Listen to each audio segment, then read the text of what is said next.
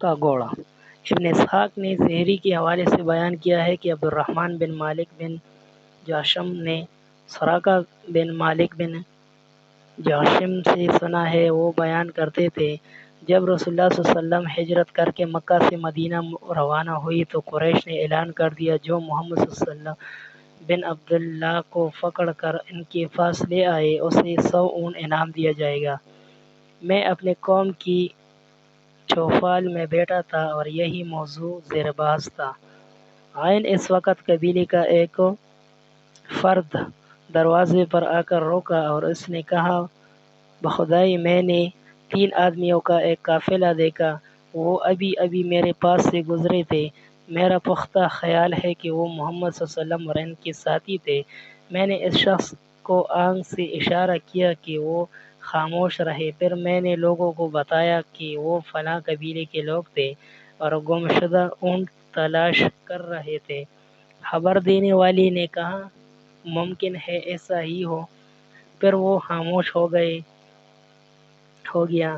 میں تھوڑی دیر تو مجلس میں بیٹھ رہا اور ادھر ادھر کی باتیں ہوتی رہی، پھر میں اٹھ کر گھر چلا گیا۔ میں نے حکم دیا کہ میرا گھوڑا تیار کیا جائے اور میرے ہتھیار نکالے جائیں۔ گھوڑا تیار کر کے وادی کے بطن میں پہنچا دیا گیا اور میں گھر کے پچھلے دروازے سے اسلحے سمیت نکل کر گھوڑے تک جا پہنچا۔ اب میں نے تیروں سے فال نکلی، فال میری مرضی کے خلاف نکلی، جو تیری فال میں نکلا اس پر لکھا تھا اسے مت نقصان پہنچاؤ، مگر میں تو 100 اونٹوں کے لالچ سے اندھا ہو رہا تھا۔ میں نے فال کو نظر انداز کیا اور چل پڑا۔ قافلے کا کوچ مجھے مل گیا اور میں ان کی نقش قدم پر چلتا رہا۔ اچانک گھوڑا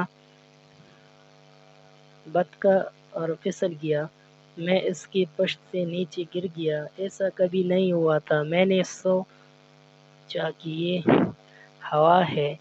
میں نے اپنے تیر نکالے اور پھر فال معلوم کی، اب بھی وہی فال نکلی جو پہلے دیکھ چکا تھا۔ میں نے اس مرتبہ فال پر کان نہ دھرا اور فیصلہ کیا کہ تعاقب جاری رکھا جائے۔ میں ان کے پیچھے جا رہا تھا اور کہ پھر میرے گھوڑے کی وہی حالت ہوئی اور میں زمین پر گر گیا۔ بڑا تعجب ہوا اور میں نے کہا یہ ہوا کیا رہا ہے؟ اب تیسری مرتبہ میں نے فال نکالی اور حیران ہوا کہ جواب پھر وہی نکلا کہ اسے مت نقصان پہنچاؤ۔ میں اب بھی اپنے ارادے سے باز نہ آیا اور قافلے کے پیچھے چلتا رہا، یہاں تک کہ وہ لوگ مجھے نظر آ گئے۔ اب تو میرا گھوڑا پھسلنے کی بجائے ایک اور مصیبت میں گرفتار ہو گیا۔ اس کی اگلی ٹانگیں زمین میں ڈس گئی اور زمین پر آ گرا۔ بڑی مشکل سے گھوڑے نے زمین سے پاؤں نکالے اور پاؤں نکلتے ہی زمین میں سے ایک دھواں بکا ہوا کی طرح برآمد ہوا۔ اب میں سمجھ گیا کہ محمد صلی اللہ علیہ وسلم کی حفاظت خدا کی طرف سے کی گئی ہے اور وہ غالب ہے، مغلوب نہیں ہو سکتی۔ اب میں نے انہیں آواز دی اور کہا میں سراقہ بن جاشم ہوں، ذرا ٹھہرو، میں تم سے بات کرنا چاہتا ہوں۔ خدا کی قسم میں نہ تو تمہیں دھوکہ دوں گا اور نہ ہی میری طرف سے تمہیں کوئی نقصان پہنچے گا۔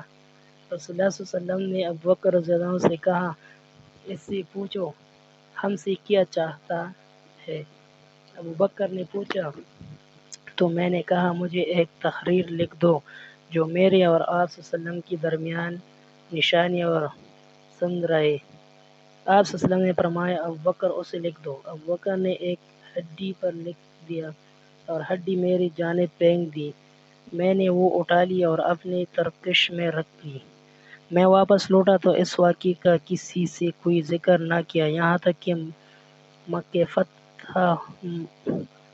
فاتح ہو گیا۔ حضور صلی اللہ علیہ وسلم مکہ کی فتح سے فارغ ہو کر حنین و طائف کے معرکے بھی سر چکے تھے اور میں تحریر لے کر آپ صلی اللہ علیہ وسلم کی خدمت میں حاضری کے لیے چلا۔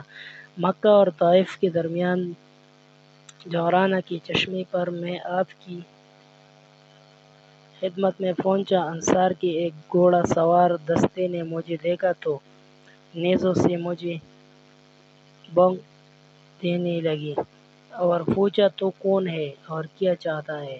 میں خدا خدا کر کے رسول پاک صلی اللہ علیہ وسلم کے قریب جا پہنچا۔ آپ صلی اللہ علیہ وسلم اپنی اونٹنی پر سوار تھی۔ میں نے آپ صلی اللہ علیہ وسلم کی فنڈلی دیکھی، خدا کی قسم وہ ایسی سرخ تھی کہ گویا آگ کا انگار ہو۔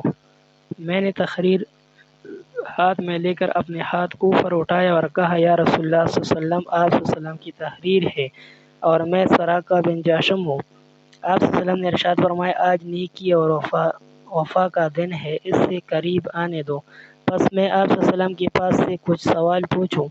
میں نے سوال پوچھے جن میں سے یہ مجھے یاد ہے۔ یا رسول اللہ صلی اللہ علیہ وسلم، اگر میں اپنا حوض اپنے اونٹوں اور مویشیوں کے لیے پانی سے بھر دوں، پھر کوئی آوارہ اونٹ آ کر وہاں سے پانی پی لے تو اس سے مجھے کوئی اجر ملے گا؟ آپ صلی اللہ علیہ وسلم نے فرمایا، ہاں، ہر جاندار کو کھلانے پلانے میں اجر ہے۔ پھر میں واپس اپنی قوم میں آ گیا اور حضور اکرم صلی اللہ علیہ وسلم کی خدمت میں صدقہ بھیجتا رہا۔